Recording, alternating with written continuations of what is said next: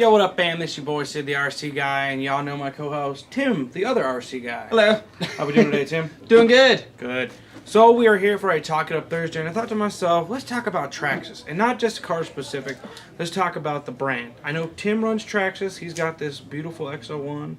I know I've ran Traxxas. I've got a few cars that I've built. So one of the things that sticks out most of all for Traxxas is that they are waterproof. Now I always tell everybody 99.9%. I give you a 1% just in case. But for the most part, we've submerged cars. You submerged. I've submerged my Summit more than 100 times and I've been okay. So Yeah, and I've submerged a couple cars and haven't had any issues. I mean, you have your little rust here and there, but nothing a little WD-40 can't help out. But don't do it on your bearings. Bearings and WD-40 in RC world just don't go hand in hand. PB blasters. Really good Yeah, that's a really good for one. rust. So a couple things just to talk about with Traxxas. They've developed and they've gone through the years, different changes. And Tim probably knows a little bit more than I do because he's definitely been in the industry longer than I have. But by far, / two-wheel and four-wheel probably is the most dominant out there, don't you feel? As far as recent sales, I would say, yeah, they're probably one of the top sellers right now. As far as overall sales, I still think the Traxxas T-Max is by far the T-Max top is like on tier. what, like third, fourth generation of car? Gosh, I think they're on like their 5th or 6th generation, if memory serves me right. And that's one of their nitros. They do a handful of nitros, but T-Max has definitely been king for quite a while. I definitely agree with that. And at one point in time, people didn't know this. Traxxas was actually a race brand.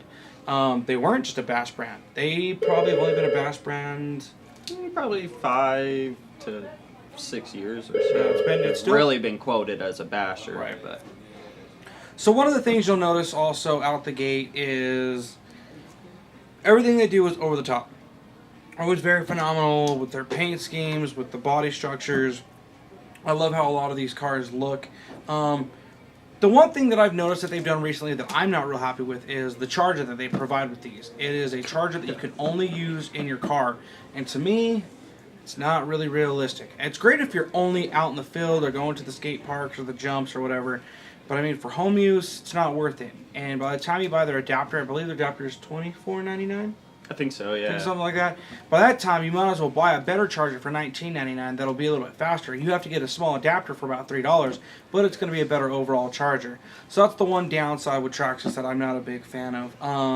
A few of their cars, that's the great thing is there's so many different options. You have the LCG chassis. Yeah, you got the LCG chassis, you know, they do crawlers, they do, you know, racers, they do bashers, they do, you know, dragsters, they do, you know, a speed demon like this guy, they do, you know, your entry level 2-wheel for like the little kids that like the monster truck look. That's why they've come out with kind of like this skull body looking thing on it.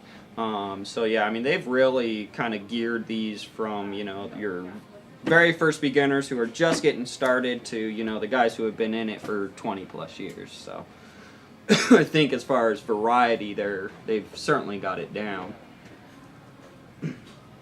So there's definitely a lot that they offer that you can get into. I mean, they've got beginner to pro to just about everything. As a brand, for me, I definitely give Traxxas on a scale of 1 to 10, a 10. The biggest reason is it's a proven brand, and the waterproofing is phenomenal. And they make their own hop-ups. There's other companies that make phenomenal hop-ups for them that back them. I know Castle does a lot of stuff with them, and Castle's got some really good motors and ESC stuff. So for me, on a scale of 1 to 10, I definitely would give, you know, their brand a 10. The only other thing that I'm really that's kind of frustrating is with the 2-wheel drives. The most commonly broken part, besides normal bashing, is in the driveline.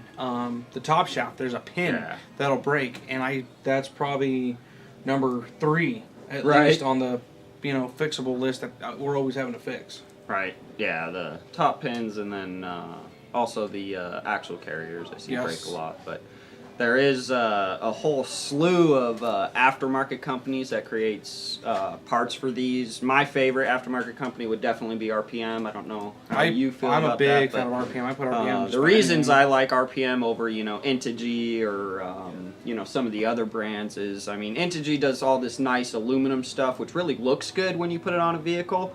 But as far as running the vehicle, when you start bashing it, hitting things, I mean, the aluminum gets bent up, and usually whatever's attached to the aluminum breaks. So it basically transfers your issues down the line, which is usually harder to see and get to. Whereas the RPM stuff is still a plastic, but it's a really strong polymer plastic. Plus, if you break an RPM part within a year, I believe, you hang on to your header tag. Longer than that, I'm aware. I've never had to send any of that in. I gotcha. I believe, their warranty state, if you break an RPM part, you send it into the company and they'll replace it for free. Don't quote us on exactly how it's done. He is sending like header tags and receipts. I've sent in just parts, so don't quote us. There's not an exact science to it. It's just we both sent parts in and they've replaced it. Yep. So. And it has to be broken, not worn out. Remember that, folks. Correct. Plus, I've got one of the little 16th scale little Revos, and I put all the RPM stuff I possibly could on it. And let me tell you what, every time I take this thing out, I mean, I beat it to death. I mean, I'll hit it with a hammer, I'll take it off the biggest jump I can find, have it come smacking down on the ground, and the only stuff I seem to break on it is the Traxxas stuff. The RPM stuff has held up phenomenally for me, and I've never had an issue with RPM. So, folks, there you have it. That's our thought about the brands. If you guys have any questions, comments, concerns, or thoughts, please hit us up on Facebook at Colpar's Hobby Town. We have 2 different pages that you can hit the like button on. Also, hit the subscribe button on our YouTube. As always, guys, we'll catch you soon. Have a good one.